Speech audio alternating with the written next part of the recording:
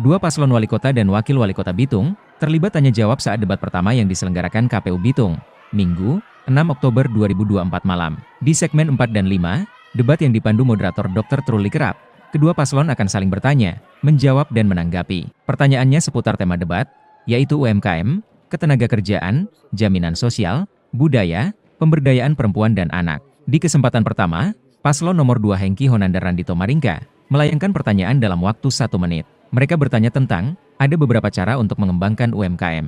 Cara seperti apa?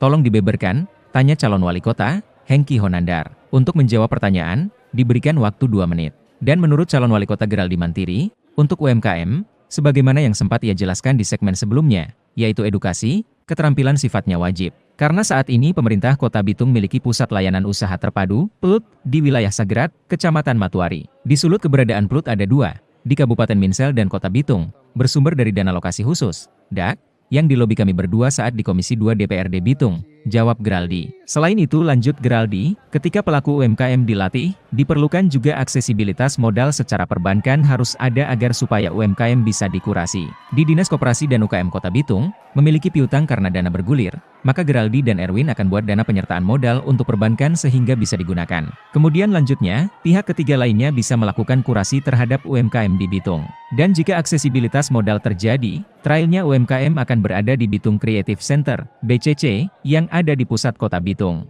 Ditambah lagi kemunculan UMKM dari kelurahan-kelurahan, satu per kelurahan akan berdampak pada terserapnya tenaga kerja dan ekonomi akan tumbuh. Selanjutnya, setelah tahap tersebut tiba di marketplace dan sampai pada pelatihan e-commerce. Tak lupa juga e-katalog wadah pendaftaran dari produk UMKM, agar pemerintah kota membeli UMKM lokal Bitung dari e-katalog, jelas Geraldi. Apa yang disampaikan Geraldi, diberi kesempatan 1 menit kepada calon wali kota Hengki Honandar menanggapi itu. Menurut Hengki, itu sudah bagus dan baik, namun ada tambahan, yakni meningkatkan kualitas produk dan layanan, memanfaatkan teknologi digital, meningkatkan keterampilan kemampuan, akses modal, meningkatkan efisiensi dan operasional, serta memperluas pasar lokal dan internasional. Paslon nomor 1 kembali menanggapi apa yang disampaikan paslon nomor 2. Menurut Geraldi, ia sudah menjelaskan tentang pelatihan e-commerce yang merupakan digitalisasi. UMKM didorong untuk membuat market yang luas. Giliran paslon nomor 1 balik bertanya kepada paslon nomor 2. Geraldi menyampaikan,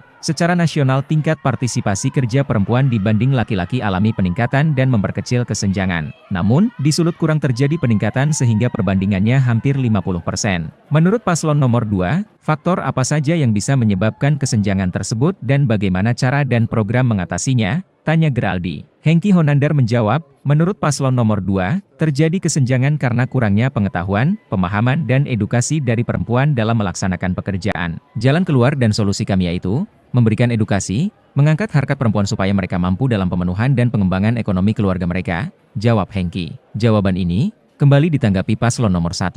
Geraldi menyampaikan, kesenjangan terjadi karena ada yang namanya paradigma berpikir tentang pembeda antara laki-laki dan perempuan. Maka cara yang kami lakukan ialah, transformasi sosial, perubahan struktural di tengah masyarakat, ditandai dengan perubahan cara berpikir. Tentang transformasi gender, dibutuhkan edukasi ke masyarakat. Selanjutnya ada yang namanya self-awareness dan community awareness. Hal ini untuk meningkatkan kesadaran masyarakat terhadap dugaan terjadinya kekerasan dan kesenjangan. Perubahan paradigma penting, agar kesetaraan gender merata, dan kami yakin semua perempuan bisa, dan sudah dibuktikan dengan PDI Perjuangan, Ketua DPRD Perempuan pertama di Kota Bitung, tegas Geraldi sembari menganggungkan tangan kiri ke depan. Apa yang disampaikan itu, kembali ditanggapi paslon nomor 2. Menurut Hengki Honandar, tentang edukasi dan pendidikan dibutuhkan oleh para perempuan agar mereka mampu beradaptasi sehingga ada kesetaraan gender dengan laki-laki. Kesempatan itu juga dipergunakan oleh calon wakil wali kota Randito Maringka memberikan tanggapannya. Menurut Randito, mengenai perempuan kita harus sama-sama menjaga hubungan agar supaya tidak lanjut karena waktu habis. Di segmen kelima kembali berlangsung tanya jawab antar paslon. Calon wakil wali kota nomor 1 Erwin Wurangian bertanya tentang cultural diversity. Dijawab oleh calon wakil nomor 2 Randito Maringka, lalu kembali ditanggapi calon wakil nomor 1 Erwin Wurangian, dan ditanggapi lagi oleh Randito. Dan giliran paslon nomor 2 bertanya, diambil alih oleh Hengki Honandar. Ia bertanya tentang ekonomi sirkular di UMKM hijau, dan dijawab bergantian oleh Erwin dan Geraldi. Lalu ditanggapi lagi oleh Hengki dan Randito. Di penghujung sesi tanya jawab, paslon nomor 1 Geraldi bertanya tentang cara paslon tingkatkan upah minimum regional, UMR. Pertanyaan itu dijawab Hengki. Menurutnya penerapan upah pakai standar provinsi atau UMP bukan pakai standar UMR. UMR sudah berganti nama menjadi UMK, Kota Kabupaten.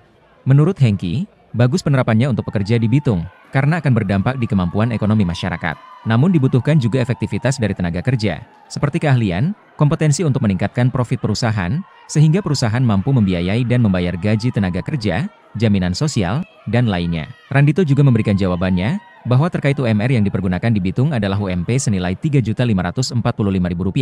Kami bertekad menaikkan, lewat program kami, dan percayakan kepada kami, janji Randito. Menanggapi jawab dari Hengki dan Randito, menurut Geraldi, Kota Bitung telah menetapkan Dewan Pengupahan sehingga keberadaannya harus dioptimalkan. Namun dengan tidak mengurangi rasa hormat kepada para pengusaha agar tidak memberatkan, sehingga proses tentang UMR melihat juga inflasi daerah. Kedua pertumbuhan ekonomi dan forum LKS atau tripartit wajib dijalankan. Apa yang dijelaskan Geraldi? Ditanggapi Randito. Randito fokus pada inflasi, di mana harusnya pemerintah lebih mudah ke depan nanti untuk optimalkan upah yang tidak membebani ke pelaku stakeholder akan kami apresiasi. Upah kepada pekerja, akan kami tingkatkan berdasarkan pendapatan daerah. Tambah Randito.